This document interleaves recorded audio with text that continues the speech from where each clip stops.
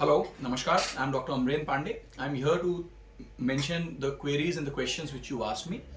The most common question, I'll answer it together. It's about lasers. Do lasers work? What is US FDA? What are the cost of lasers? See, lasers are working tremendously well. I have my PubMed index articles also with regard to the same.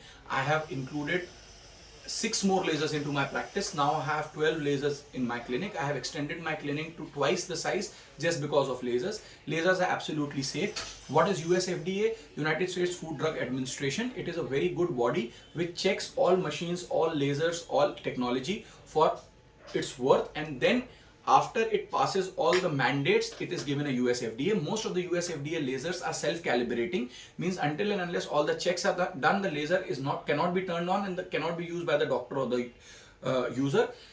The US FDA signifies and clearly mentions the indications for which that laser is US FDA. How do you know whether your doctor is lying to you or is telling you the truth about US FDA? Ask your doctor to mention the name of the laser which he or she is going to be using on you. You can Google it, or you can ask your doctor for the US FDA certification also. Many doctors are lying about the US FDA certification. Korean lasers and the lasers out of USA and Europe are considered extremely good, and most of them are US FDA approved. Most Chinese lasers are not US FDA approved. So that is another hint of how to ascertain whether your laser is good or not. How many sessions are required? Again, it depends on the procedure.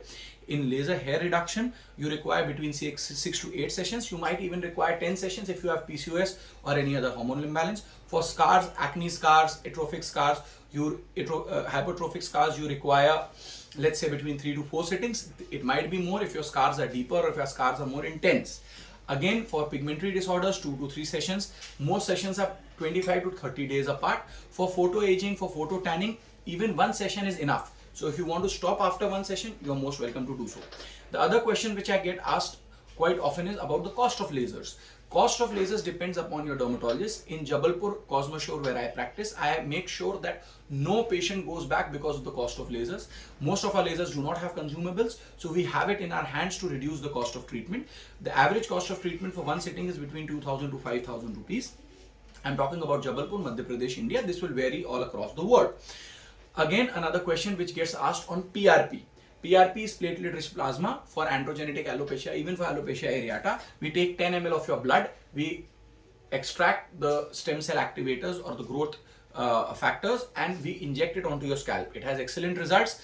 One sitting every month, so monthly sittings. 6 sessions are required to get the desired results, and then maintaining sittings once in 3 months may be required for some patients, and it depends on the patient. It works really well in androgenetic alopecia, male and female both. You should consult your doctor about it. It's not a very expensive procedure. Again, we use US FDA approved kits. Again, what are the new things that have come up in dermatology? People ask us, sunscreens keep evolving all the time. Face washes keep evolving all the time. Your moisturizers keep evolving all the time. There are night serums which cause anti-aging, which prevent the aging from happening. Very good anti-aging serums have come up. Again, the lasers keep evolving all the time, so you can control your age in a more nature-like manner. Obviously, it's not natural, but in a more nature-like, by activating the own processes of the body which cause anti-aging.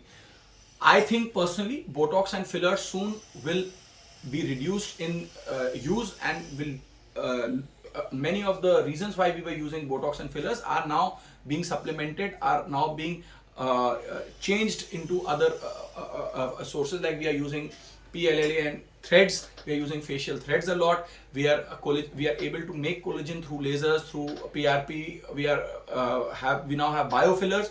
So that is why I think in another 5 years, Botox and fillers will be used only for people who are in the showbiz or in the film industry. For other people, there will be other better options. Botox and fillers are very simple to do. They also keep evolving all the time, but they're quite expensive, and you have to keep doing them. Again, you have to get fill-ups done every 6 months or every 9 months, depending upon the degree of your photo aging and whatever your right-eyes, how your condition is. So again, Botox and fillers, I would say, as a aesthetic dermatologist who practices ethically, is not for everybody. It's a very simple thing to do. If you require it, you should talk to your dermatologist. If the dermatologist agrees to do it, then you should get it done. And you should also ask your aesthetic dermatologist, what are my other options apart from this? So that is with regards to Botox and fillers. And one more question which I get asked quite often is how often should we visit our dermatologist? If you don't have any condition, if you don't have any dermatological condition for which you should visit your dermatologist in the specified time, still once in 6 months is a good time to visit. Once in 3 months would be the best, but once in 6 months, if you visit your dermatologist will be able to tell you what are the latest technologies which have come up, what are the latest facial products which you should be using, what you should be using for your body. Last question, which is a little bit of a comic question, which many of my patients say, why do I not request anyone to subscribe or like my channel? That's because I'm not here like many of the people who are there. I don't want to sing and dance and ask people to come and subscribe to me. If you think that whatever I am saying makes sense, and if you think that my channel will be able to help you in your skincare and in your anti-aging needs, then obviously it's but natural you will subscribe and like my videos, but since someone has asked me, so okay, I'll request you all to subscribe and like my videos. It was not ego based, it was that I don't want to overtly say something which is evident as it is. And the last thing is why I do not put up my videos regularly, because I am a working dermatologist. So whenever I find time in the middle, this channel is there to help my patients. This channel is there to help the general public and my patients as well.